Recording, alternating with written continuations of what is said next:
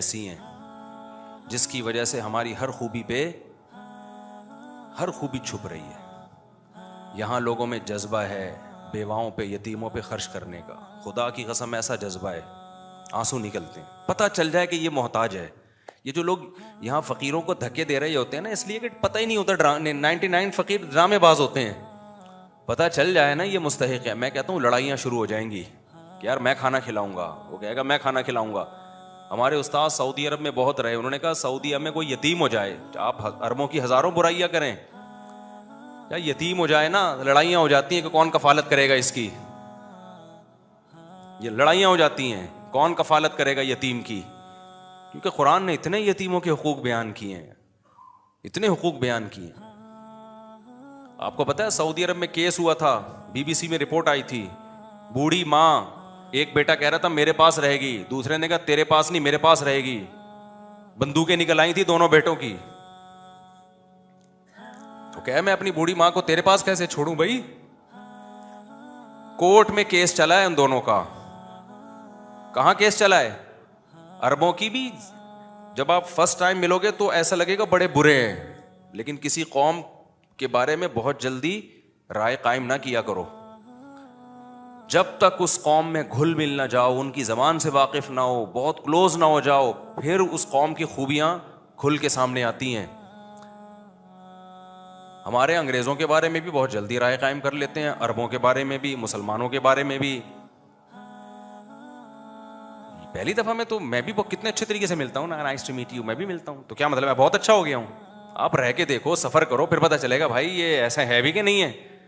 نہ بری رائے قائم کرو نہ اچھی رائے قائم کرو. آپ بولو بھائی ہم اتنا طویل عرصہ ہم نے گزارا ہی نہیں ہے, ہمیں کیا پتا اچھے ہیں کہ برے ہیں.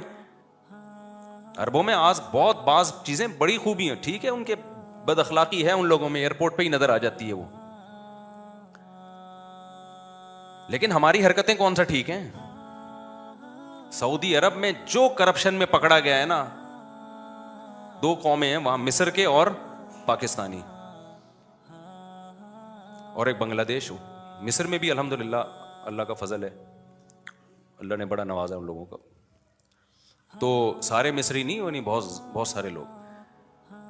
تو ایک امیج بہت برا بن گیا ہے ہمارا وہاں پہ. پھر بھی میں کہتا ہوں وہ جو بد اخلاقی سے پیش آتے ہیں ایئرپورٹوں پہ اور انگریزوں کو بڑی عزت دیتے ہیں, ہمیں نہیں دے رہے ہوتے, یہ بہت غلط ہے.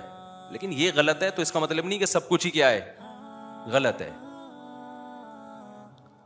وہاں یہ پتہ چل جائے نا یہ بندہ جو صحیح عرب ہے, اصل میں عرب میں بہت سارے 2 نمبر عرب بھی ہیں جو اصل عرب نہیں ہیں.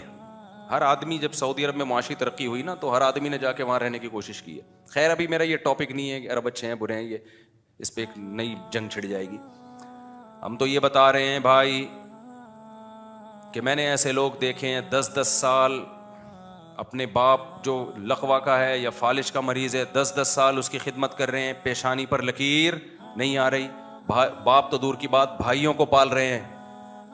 ایک بھائی باہر جاتا ہے, دوسرے بھائی کو کی معاشی ترقی کی فکر میں لگ جاتا ہے. بڑی خوبیاں ہیں. قربانی پہ کتنا خرچ ہوتا ہے, کتنا گوشت غریبوں کو کھلایا جاتا ہے. اس غربت اور مہنگائی میں بھی کہیں کوئی حادثہ آ جائے, کہیں سیلاب آ جائے, کیسے لوگ تعاون کر رہے ہوتے ہیں بڑھ چڑھ کے, بہت زیادہ کرتے ہیں. لیکن وہی بات ہے, چند خامیاں ایسی ہیں جس سے ساری خوبیوں پہ پردہ پڑ رہا ہے. وہی آدمی جو 1 کروڑ کا چیک یتیموں کے لیے نکال کے دے رہا ہوگا نا آپ کو, آپ اس سے 1 کروڑ نہیں 5 لاکھ کا لین دین کر لو, آپ کے پیسے پی جائے گا وہ. یتیم کو دے دے گا 1 کروڑ, جس کو 5 لاکھ دینے ہیں نا جو فرض ہیں, اس کو 5 لاکھ نہیں دے گا. میں نے ایسے سخی لوگ دیکھے ہیں, ٹرسٹوں میں دے رہے ہیں, ادھر دے رہے ہیں, ادھر دے رہے ہیں, کروڑوں روپے.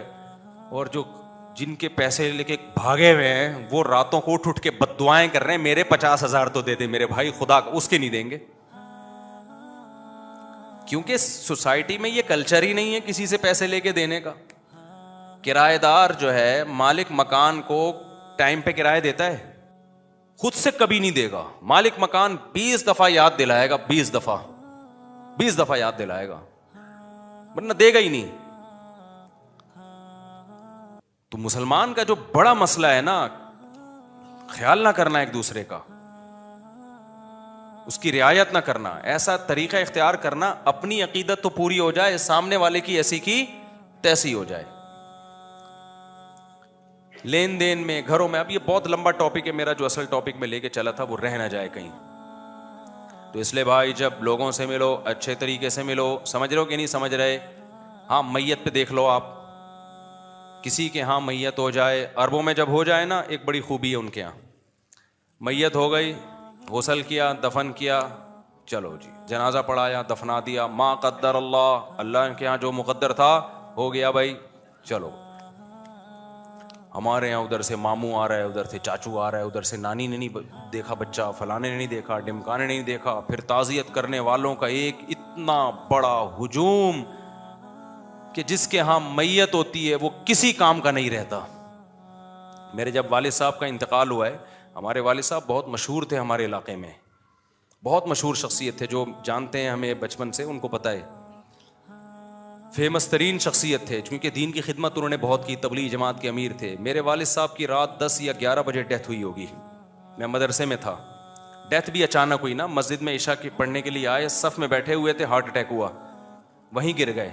میں مدرسے میں تھا, ہمیں اطلاع نہیں تھی, لوگ اٹھا کے ہاسپٹل لے کر گئے ہیں, تو پتہ چلا ہارٹ اٹیک ہوا ہے. تو اسی ہارٹ اٹیک کے دوران ان کی ڈیتھ ہو گئی. میرے پاس جب اطلاع پہنچی تو ڈیتھ ہو چکی تھی, لیکن بتانے والوں نے ہمیں ڈیتھ کا نہیں بتایا کہ ایک دم, کیونکہ ہم تو مل کے بالکل فٹ فاٹ تھے. تو بتانے والوں نے یہ بتایا کہ آپ کے والد صاحب کی طبیعت بہت خراب ہے, آپ چھٹی لے کے ہاسپٹل چلے جائیں. لیکن جب راستے میں پتہ چلا کہ جی ان کی ڈیتھ ہو چکی ہے, تو کتنی قیامت گزری ہمارے اوپر. رات 9 یا 10 بجے ان کی ڈیتھ ہوئی ہے, اور الحمدللہ فجر کے بعد ہم ان کو دفنا چکے تھے. اور یہ تاخیر بھی اس لیے ہوئی کہ قبر کھدنے میں تاخیر ہوئی ہے. اگر قبر اس سے پہلے تیار ہو جاتی تو فجر سے پہلے دفنا دیتے ہم ان کو. سمجھتے ہو کہ نہیں سمجھتے ہو؟ نہیں سمجھ رہے میرا خیال ہے. یہ اجمیوں کی رسم ہے, یہ غیر مسلموں کی رسم ہے. میت پہ گھنٹوں گھنٹوں منہ دکھائی, رونمائی, ایک. پھر جب ہم نے فجر کے بعد دفنایا, اور فجر کے بعد بھی دفنانے میں تاخیر کیوں ہوئی ہے, میں نے بتایا نا, قبر کھدنے میں, پتھریلی زمین تھی, قبر کھودنے میں بہت ٹائم لگ گیا. فجر کے بعد میں نے جنازہ پڑھایا, دفنا دیا. اس کے بعد دوپہر 10 بجے تک محلے میں خبریں پھیلنا شروع کہ بھئی حافظ مسعود صاحب کا انتقال ہو گیا. میرے والد صاحب کا نام مشہور تھے حافظ مسعود صاحب. لوگ آ رہے ہیں, بھائی کہاں ہیں؟ میں نے ہم تو دفنا چکے ہیں. یہ نہیں کہ ہمیں غم نہیں تھا, جو میرے اوپر قیامت گزری تھی وہ میں ہی جانتا ہوں. آج لوگ باز کہہ رہے ہیں نا, حضرت مولانا پہ اعتراض کر رہے ہیں کہ وہ ان کے اتنا بہت بیچارے غم زدہ ہیں, اللہ ان کے غم کو ہلکا کرے. بعض دفعہ انسان کو محبت ہوتی ہے بھائی, وہ طبی چیز ہے نا, یہ تو اپنے محبوب چھن جاتا ہے, انسان کو دکھ ہوتا ہے, غم ہوتا ہے, یہ نیچرل ہے, اس میں کوئی وہ نہیں ہے. تو میرے اوپر ایسی قیامت گزری تھی کہ ہم تو ایک دم سے ہو گیا نا, تصور ہی نہیں تھا. لیکن ہم فجر کے بعد دفنا چکے تھے. لوگ آ رہے کہہ رہے یار کل تک تو یہی گھوم رہے تھے, مغرب میں تو ہم نے ملاقات کی ہے, تو غسل کب ہوا, کفن کب ہوا, پتہ ہی نہیں چلا. پھر بعض لوگوں نے دلیل دی کہ دیکھو آپ کو رکھنا چاہیے تھا ظہر تک, عصر تک رکھنا چاہیے تھا. جنازہ جتنا بڑا ہو اتنا ثواب زیادہ ہوتا ہے. یقیناً جنازہ جتنا بڑا ہو میت کو فائدہ زیادہ ہوتا ہے, لیکن وہ جنازہ جو سنت کے مطابق ہو. اگر آپ 6 مہینے تک جنازہ روک لو کہ پورا کراچی آ جائے تو جنازہ تو بہت بڑا ہو جائے گا, لیکن یہ عمل جائز ہوگا؟ ایک سنت پوری کرنے کے لیے ایک دوسری سنت کو آپ نظر انداز کر رہے ہو جو اس سے زیادہ امپورٹنٹ ہے. شریعت میں جلدی دفنانا یہ زیادہ امپورٹنٹ ہے بنسبت جنازے کو بڑا کرنے کے. ہمارے حضرت ایک مثال دیا کرتے تھے کہ سنت والا چھوٹا جنازہ وہ غیر سنت والے بڑے جنازے سے افضل ہے.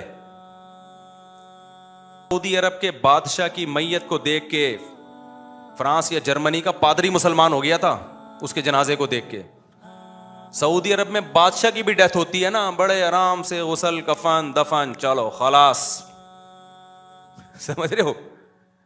اور ملکہ برطانیہ کی جب ڈیتھ ہوئی تھی تو کتنے دنوں بعد دفن کیا ہے بتاؤ؟ 1 ہفتہ تو لگا ہوگا. فلانا آ رہا ہے, ڈمکانا آ رہا ہے, یوں آ رہا ہے, فلانا. ابے بھائی ان کے لیے دنیا سب کچھ ہے, ہمارے لیے دنیا مسافر خانہ ہے. جو گیا وہ منزل پہ پہنچ گیا, ہم بھی آ رہے ہیں. یہ کوئی پہلی دفعہ تھوڑی ہوا ہے. نہیں آ رہی میرے خیال ہے بات سمجھ میں؟ تو اس لیے مرو بھی آرام سے, مرنے بھی آرام سے دو. پہلے پہنچ گیا, ہم اگلے اسٹیشن سے آ رہے ہیں, ٹھیک ہے نا. وہ پہلے نکل لیا, ہم اگلی ٹرین سے. کیا خیال ہے بھائی پہنچنے, اس میں کیا غم ہونا تو ایک نیچرل ہے. اب یہ تھوڑی کہ بیٹے کا یا باپ کا غم نہ ہو, وہ تو ایک نیچرل ہے, وہ تو ہوگا بھائی. آپ کا بچہ امریکہ بھی جا رہا ہوتا ہے, آپ کو پتا ہے اگلے سال واپس آ جائے گا, پھر بھی آپ رو رہے ہوتے ہو کہ یار 1 سال کی بھی جدائی برداشت نہیں ہوتی. صرف بیوی کہیں جا رہی ہو تو نہیں, بیوی میں کے جا رہی ہو نہیں روتا آدمی. میں نے آج کل نہیں دیکھے روتے ہوئے, چاہے 10 سال کے لیے جا رہی ہو. آج کل جاتی بھی نہیں ہے, آج کل جاتی بھی نہیں ہے.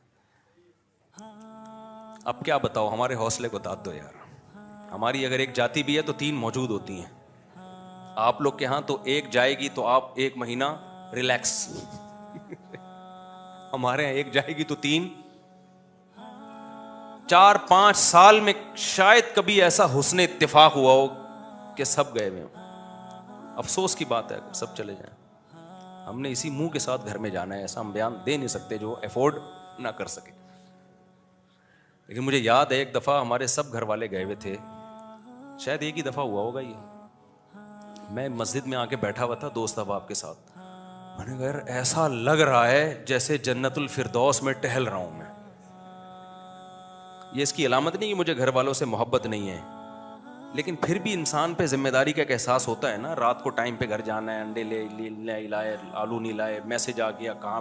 یہ چلتا ہے سب گھروں میں. اس سے انسان کو ایک اندر سے لاشعوری طور پر ایک ٹینشن سی ہوتی ہے.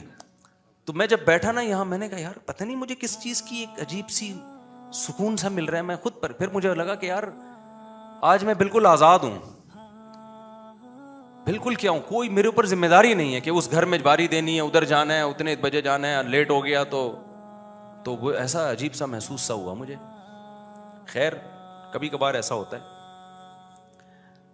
تو, لیکن انسان کا گزارا بھی نہیں ہے گھر والوں کے بغیر.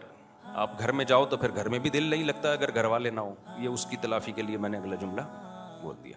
حقیقت بھی ہے کہ گھر بھی آدمی کے جب گھر والے نہ ہوں, یہ عجیب سی چیز ہے یار. گھر ہو تو بھی وہ مسئلے چلتے ہیں, لیکن نہ ہو تو اس سے بڑے مسئلے. گھر میں دل کہاں لگتا ہے, دیواریں کھانے لگتی ہیں آدمی کو, بچے نہ ہو, گھر والے نہ ہو. کیونکہ جب گھر والے جائیں گے تو بچے بھی سارے جائیں گے. تو خیر اب انگریز کیا جانے یہ چیزیں یار, سیکولر لبرل لوگ کیا جانے یہ خوشیاں. تو چند چیزیں ٹھیک کر لو بھائی, اس سے فائدہ کیا ہوگا, ہماری ساری خوبیوں کے طور پر اجاگر ہونا شروع ہو جائیں.